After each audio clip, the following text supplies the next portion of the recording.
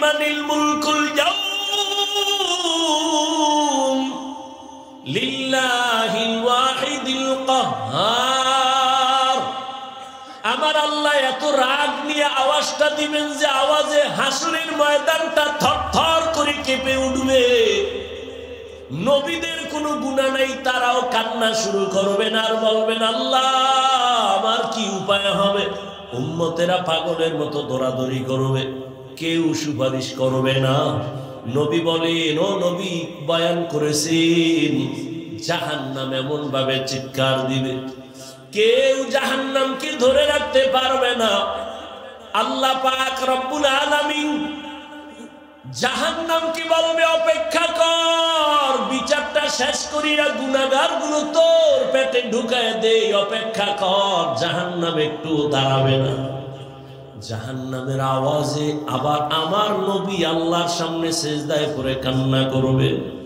মায়ার নবী বলবেন আল্লাহ জাহান্নামকে ফিরাও, আমার একটা উম্মত যেন জাহান্নাম ধরতে না পারে। যদি আমার উম্মত জাহান্নামে যায় আমি জান্নাতে যাব না। আল্লাহ তখন বলবে ফেরেশতাকে, ও ফেরেশতারা ৭০,০০০ শিকল লাগায় জাহান্নামের বেঁধে ধরে রাখো, সামনে যেন অগ্রসর হতে না পারে। ৭০,০০০ শিকল লাগাইয়া জাহান্নামকে ধরবে, ধরে রাখতে পারবে না।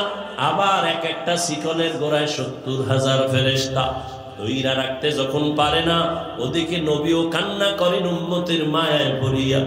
ও বেনামাজি নবীর আশিক উম্মতের দল, কেমন একজন নবী পাইলা, ওই নবীর চিনলা না। আবু বকরের মতো বান্দা যদি জাহান্নামের ভয়ে কান্না করতে পারেন, তাহলে আমার তোমার তো কান্না করে করে মরিয়া যাওয়া উচিত। অথচ কপাল বড় খারাপ, গুনাহ করতে করতে করতে করতে জীবনটা নাপাক, অথচ চোখে পানি নেই। অন্যে কান্না করে তাও পছন্দ করি না, কপাল বুঝি বড় খারাপ হয়ে গেল। আবু বকর বলেন, ইয়া রাসূলুল্লাহ আপনিই তো জাহান্নামের বয়ান আর হাসরের ভয়ানক বয়ান করেছেন। আল্লাহ পাক নবীর কান্না দেখে বলবে, নবী কাঁদবেন না, আপনি মাথা উঁচু করেন। একটু সামান্য পানি দিয়া বলবে ফেরেশতা জাহান্নামের গায়ে ছিটায়া দাও। জাহান্নামের গায়ে যখন দিবে, পানিটা দেওয়া মাত্র জাহান্নাম দ্রুত পেছনে দৌড়াবে। যেই জাহান্নামকে ৭০,০০০ শিকল দিয়েও ধরে রাখতে পারে নাই, সামান্য একটু পানি দেওয়া মাত্র জাহান্নাম পেছনে যাচ্ছে। ফেরেশতারা বলবেন, ও আল্লাহ যেই জাহান্নামকে ধইরা রাখতে পারি না, শিকল লাগায় একটু পানি দিলা দৌড়ায় যায় পিছনে, এমন বরকতের এটা কি পানি? জমজমের পানি দিছো নাকি কাউসারের পানি, না আবে হায়াতের পানি, না দুনিয়ার কোন সমুদ্রের পানি? আল্লাহ বলবেন, না ফেরেশতা এটা জমজমের পানিও না, আবে হায়াতের পানিও না, কাউসারের পানিও না। এই যে পানি হলো আমার মায়ার নবীর গুনাহগার উম্মতের চোখের পানি। আমার মায়ার নবীর গুনাহগার উম্মতেরা দুনিয়াতে গুনার কথা স্মরণ করে করে কান্না করছি, ওই পানি আমি জমা রাখছি কুদরতের দ্বারা। আমি ওয়াদা করেছি নবীর মাধ্যমে যারা চোখের পানি ছাড়িয়া আল্লাহর কাছে ক্ষমা চাইবে, আমি আল্লাহ ওই পানির দ্বারা জাহান্নাম হারাম কইরা দিব, আর জাহান্নামের ঢুকাবো না। আমি ওই বান্দাকে জাহান্নাম থেকে জান্নাতে ঢুকায় দিব। ও এলাকার যুবক বাবারা, ও বৃদ্ধ বাবাজি, ও পর্দার আড়ালের মা বোনেরা, আমি এতক্ষণ চিল্লাইয়া তোমাদের বয়ান শুনাইছি, একবারও কিন্তু বলি নাই আমি পাস করলি মাথায় দিছি তোমরাও দাও না হয় ধ্বংস। আমি কওমি মাদ্রাসায় লেখাপড়া করেছি, একবারও বলি নাই স্কুল কলেজ বাদ দিয়া কওমি মাদ্রাসায় যাও না হয় ধ্বংস হয়ে যাওয়া। আমি এতক্ষণ বয়ান করলাম তাবলীগের লাইনের সন্তান, পীরের মুরিদ, একবারও তোমাদের বলি নাই যুবক পীরের কাছে যাও, তাবলীগে যাও না হয় জাহান্নামী হয়ে যাইবা। আমি তোমাদের কি বুঝাইতে চাই, বিদায় বেলা একটু খেয়াল কইরা শোনো রে বাবা। আমি তোমাকে বড় হুজুর হইতে বলি না, তসবিহ লাগাও পাগড়ি লাগাও বলবো না, বরং আমি তোমারে দোয়া কইরা যাই। এই ময়দানে হাজারো আল্লাহর গোলাম আছে যাদের দোয়া আমিন ফেরত যাবে না। আমি বলি তাদের আমিন কবুল হবে দোয়ার নিয়তে বলি। ও বাবা তুমি স্কুলে পড়ো, আমি দোয়া করি আলহামদুলিল্লাহ। তুমি কলেজে পড়ো, তুমি ভার্সিটিতে পড়ো, চাকরি করো, ব্যবসা করো, তুমি একজন ডাক্তার হও, ইঞ্জিনিয়ার হও, প্রফেসর হও, কোনো বাধা নাই। তবে আমার জীবনের একটা দাবি তোমার কাছে, বেয়াদব হইও না। তোমার ব্যবহারে কোনোদিন মা বাবা যেন কষ্ট না পায়, তোমার ব্যবহারে যেন আলেম কষ্ট না পায়, তোমার ব্যবহারে কোনো শিক্ষক যেন কষ্ট না পায়। স্কুলে পড়ো, কলেজে পড়ো, চাকরি করো, ব্যবসা করো, বাধা নাই।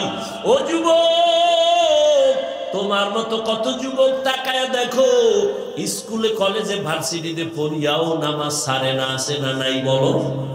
তুমি তোমার বিবেকটাকে জিজ্ঞাসা করো, তুমি কেন পারবা না? তোমার মতো যুবক রাস্তায় গাড়ি চালায়, নামাজ ছাড়ে না, তুমি কেন পারবা না? নিজের মনটাকে বুঝাও।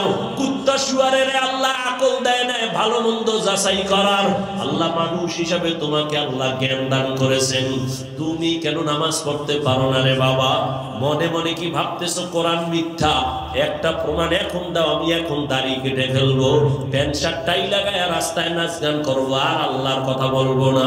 দুনিয়ার সব কোরআন আগুন দিয়া জ্বালায় দিব। কারণ কোরআন যদি ভুল হয় তো আমগো বয়ানও ভুল, কোরআন যদি ভুল হয় সত্যিকারে তো আল্লাহ আছে এ কথাও ভুল।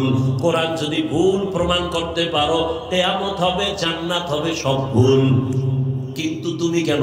১৫০০ বছর পর্যন্ত বহু মহাপণ্ডিতেরা অপচেষ্টা করলো ভুল বের করার জন্য, কেউ পারে নাই, বরং বহু বান্দা কালেমা পয়রা মুসলমান হয়ে গেল। ও আল্লাহর বান্দা, তোমার অন্তর যদি বলে না আসলেই কোরআন সত্য, তাহলে ভালো করে মনে রাখবা, গুনাহ নিয়ে কবরে গেলে জাহান্নামের আযাব ভুগতে হবে, তাও সত্য। কোরআন যদি তোমার অন্তর বলে সত্য, জান্নাত নেক আমল নিয়ে গেলে জান্নাত পাইবা, তাও সত্য। ও আল্লাহর বান্দারা, ও নবীর উম্মতেরা, ওলামায়ে কেরাম, সাহাবায়ে কেরাম জীবনভর যদি নেক আমল করিয়া কান্না করেন, তোমার তো আমার তো কোনো আমলেরই খবর নাই, নামাজ নাই, দাড়ি নাই, টুপি নাই, পর্দা নাই, হালাল নাই, তোমার আমার কি পরিমাণ কান্না করা উচিত? ও আল্লাহর বান্দারা, মনের একটু বুঝাইও। তোমার মতো কত চাকরিজীবীরা, আবার পুলিশ বিডিআরেরা, দাড়িওয়ালা নামাজির অভাব নাই, বলো তুমি কেন পারবা না? তোমার মতো কত ব্যবসায়ী ব্যবসা করে হালাল ভাবে, নামাজ ছাড়ে না, তুমি কেন পারবা না? এখনো সময় আছে, তওবা করে নাও। মনে চাইছে পার্কে যাবা, দৌড়াইয়া গেছো, আর কত গুনাহ করবা, এখনই কি ফিরবা না রে বাবা? দুইটা পায়ে হাত দিলে কি বলবা, হাফিজ ভাই চেয়ারের থেকে নিচে নাইবা যদি আমগো পাও ধরেন, আর দাড়ি কাটবো না, নামাজ ছাড়বো না, পায়ে ধইরা বলি বল আমি নিচে নাইমা আসি বাবা, আমি নিচে নাইমা তোর পাও দুইটা ধইরাও বলবো, আর দাড়ি কাইটা আমার নবীরে কষ্ট দিচ্ছে। ওরে আমরা যারা টুপিওয়ালা দাড়িওয়ালা, কই কত বিপদ এই বাংলাদেশে চোখের সামনে দেখছো, কিন্তু আমাদের তো কোনো বিপদ হলো না। করোনার সময় সব বন্ধ, স্কুল কলেজ বন্ধ, চাকরি বন্ধ, সব, কিন্তু একটা মাদ্রাসা বন্ধ হয় নাই। এই আওয়ামী লীগ নাই, বিএনপি, এই সেই কত কান্নাকাটি, সবার মধ্যে পেরেশানি, কিন্তু কোরআন ওনাদের কোনো টেনশন নেই। আলহামদুলিল্লাহ, আমরা আগেও যেমন ছিলাম এখনো তেমন আছি, ভবিষ্যতেও তেমন থাকবো। ও বাবা, এত পাও দুইরা তোমারে বুঝাই কেন? তুমি কি আমারে টাকা দাও না, হাদিয়া দাও না? ইমামের বেতনটাও ঠিক মতো দাও না। ও বাবা, আলেমদের তুমি গালি ছাড়া কিছুই দাও না, ফেসবুকে বিরোধিতা ছাড়া কিছুই করো না, অথচ এত কিছু জানার পরেও একটা গালিও তোমারে আমি দেই না। তুমি সামনে দাঁড়াইলে হাসি মুখে বুকে লাগাই সালাম দেই, একবারও তো সিসি কইরা তাড়ায় দেই নাই। এই তো বলতে পারতাম তো চাইলে, যে এই বেনামাজি কাছে আসবি না, তুই প্রস্রাব করে পানি লাও না, গন্ধ তোর পোশাকে ময়লা, দূরে যা, একবারও বলি নাই। বরং সব আলেমরা তোদের পাইলেই বুকে লাগায়, আর মোহাব্বত করে একটু দোয়া দেয়, সালাম দেয়, হাত বাড়ায় দেয়। এই ভালোবাসা দুনিয়াতে আর কারো কাছ থেকে পাবি না রে বাবা। দুইটা পায়ে হাত রেখে বলি রে যুবক, ও ওরে সাহাবায়ে কেরাম যদি এত সুন্দর আমল, এত সুন্দর নামাজ, এত সুন্দর তাকওয়া, এত সুন্দর তেলাওয়াত রাইখা জান্নাতের টিকিট পাইয়াও যদি তারা কান্না করে, তোমার আমার কত কাঁদা উচিত। চোখ দুইটা বন্ধ করে দেখ, জীবনে গুনাহ ছাড়া কিছুই নাই রে বাবা। এখনো কি তওবা করবা না? তোমার আমার মতো যুবক, পানির নিচে তাকায় দেখ যুবকের লাশ, গাড়ির নিচে যুবকের লাশ, ঘুমের বিছানায় যুবকের লাশ। এই জীবনে তো শার্ট দূরের কথা, আমার বাবা হাফ প্যান্টও পরান নাই। এই যে লম্বা জামাটা পরছি, ওলামায়ে কেরাম তো কানি ফাড়া জামাও পরে, আমার আব্বা জীবনে আমাকে কানি ফাড়া জামাও পরায় নাই। ও বাবা, চাইলে তো অনেক কিছু করতে পারতাম। তুমি যে যুক্তি দাও টুপি মাথায় দিলে মাথা গরম, এই বুদ্ধি কি আমার নাই? বুঝটা কি নাই? বুঝি, তারপরও ছাড়ি না কেন? দাড়ির কারণে যৌবনের ভাব চলে যায়, বুঝি, তারপরও কেন দাড়ি কাটি না? ও বাবা, তুমিও মুসলমান, আমিও মুসলমান। তোমার টুপি মাথায় দিতে লজ্জা লাগে, আর আমার না দিলে লজ্জা লাগে। আমার দাড়ি কাটতে লজ্জা লাগে, তোমার দাড়ি রাখতে লজ্জা লাগে। আমার পর্দা না করলে লজ্জা পাই, তুমি পর্দা করতে গেলে লজ্জা পাও। আমি মসজিদে না ঢুকলে লজ্জা পাই, তুমি মসজিদে ঢুকতে গেলে লজ্জা পাও। আসলে বিষয়টা কি আর কিছুই না, জাহান্নামের আগুনের ভয়। এই জাহান্নামের একটা সেকেন্ডের আযাব সহ্য করতে পারবো না। দুনিয়াতে একটা মশায় কামড় দিলে সইতে পারি না, রাতে আর ঘুম হয় না। একটা বেতের বাড়ি সহ্য করতে পারি না রে বাবা। ওই দুনিয়ার সূর্যের গরম সহ্য করতে পারি না। গুনাহগার হইয়া যদি কবরে যাই, ওই কবরে গেলে জাহান্নামের আগুনের গরম কেমনে সহ্য করব? ওই কবরের দুই পার্শ্বের মাটির চাপ সহ্য করতে পারবো না, জাহান্নামের গরম সহ্য করতে পারবো না রে বাবা।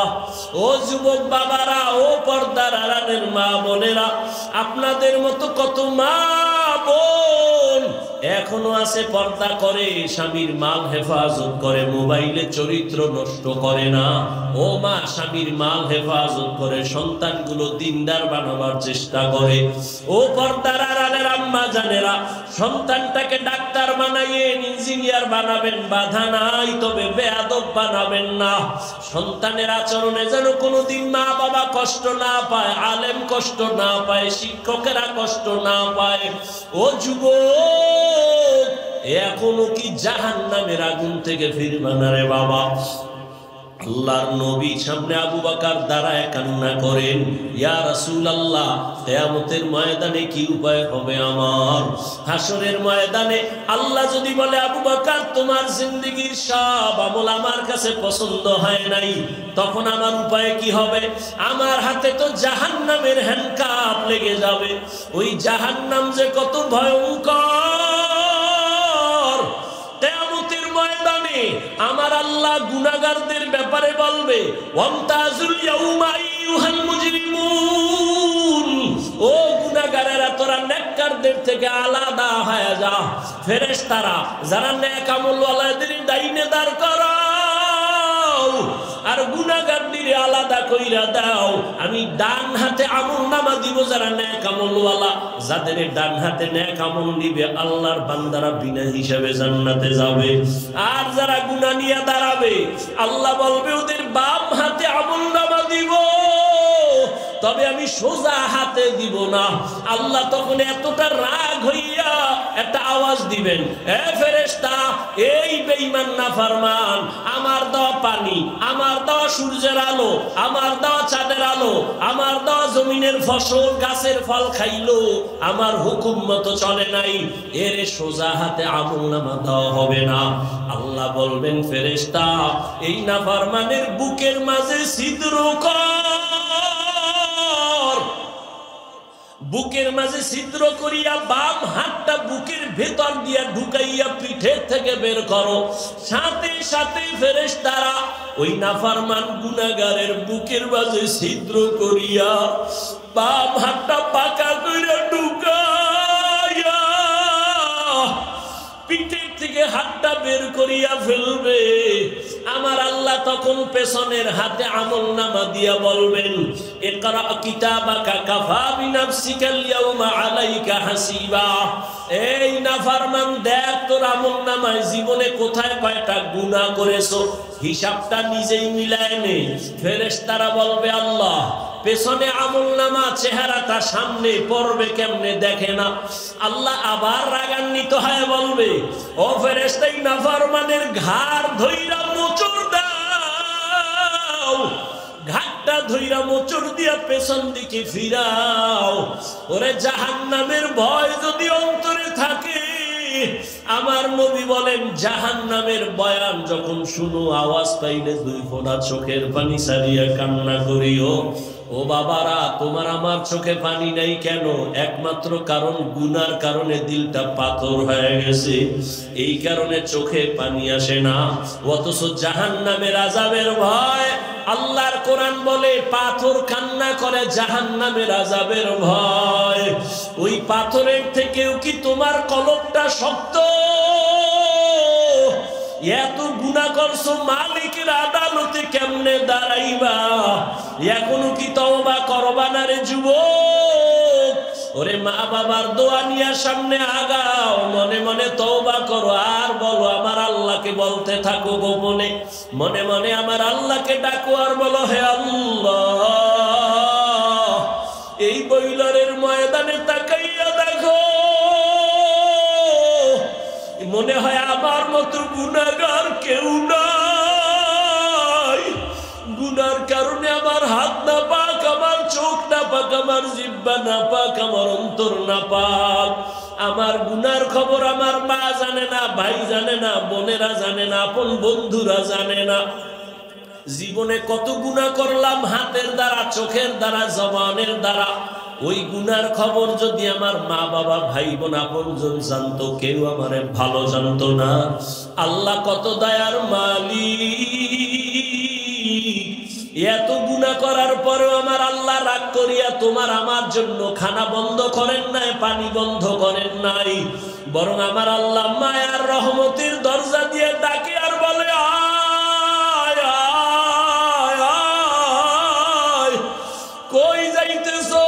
আমার রহমতের দরজায় ফিরিয়ে আয়, যেদিকেই যাবি জাহান্নাম ছাড়া কিছু না। আয়, আমি দয়ার নজর দিয়া তাকাইতেছি, আর দুই ফোঁটা চোখের পানি ছাড়িয়া ক্ষমা চা। ওরে কান্না যদি না আসে, মনে করিও গুনার কারণে আল্লাহ বেজার। ও যুবক বাবারা, দুই ফোঁটা চোখের পানি ছেকা দিও, আর মনের বুঝাইও, তোমার আমার মতো যুবক যদি স্কুল কলেজে পড়িয়া চাকরি করে, ব্যবসা করে, শ্রমিকের কাজ করে, ড্রাইভারি করে, নামাজ পড়ে, তুমি আমি পারবো না কেন?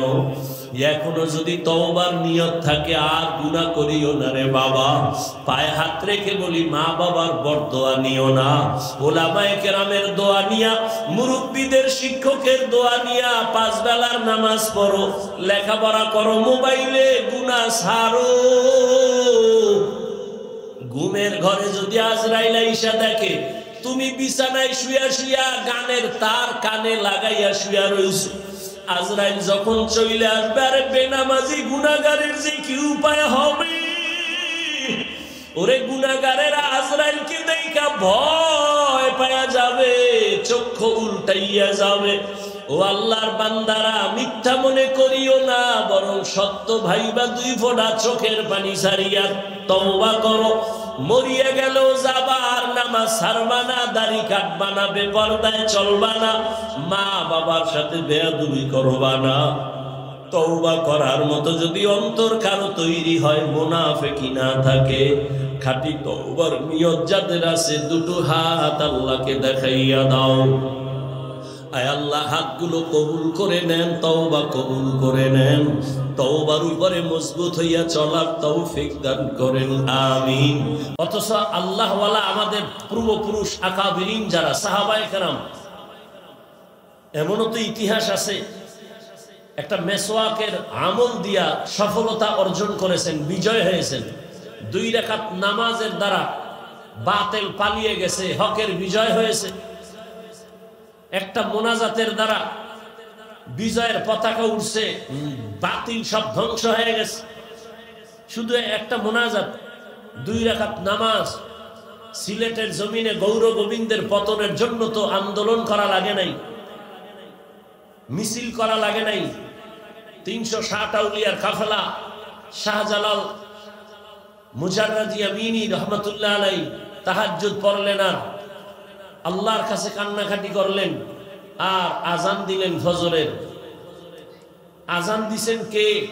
শাহজালাল বললেন, এমন একজন ব্যক্তি আজকে আজান দাও যে দুনিয়াতে আসার পরে নামাজ যেদিন ধরছো জামাত ছাড়া পড়ো নাই। নাসির উদ্দিন নামের একজন আউলিয়া দাঁড়ায় গেলেন, দাঁড়ায় বললেন, হযরত, আমার জীবনে আমি জামাত ছাড়া নামাজ পড়ি নাই, আপনি আজান দেন। আজানের ধ্বনি শুরু, আজান শেষ হওয়ার আগে গৌর গোবিন্দ শেষ।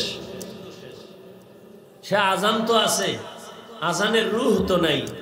নামাজ তো আছে, নামাজের রূহ নাই। বয়ান চলতেছে, বয়ানের রূহ নাই। আকাশচুম্বী কথা হচ্ছে, মানুষের চোখে পানি নেই। মোনাজাত হচ্ছে ঠিক, কান্না নাই। ওই মোনাজাত দিয়ে কি ফায়দা যে মোনাজাতে দিল নরম হবে না, চোখে পানি আসবে না? কেন আসে না চোখে পানি? কার অপরাধ? কার কারণে? অন্যর কারণে? নিজের অপরাধটা কবে দেখবেন? নিজের সংশোধনটা কবে হবেন?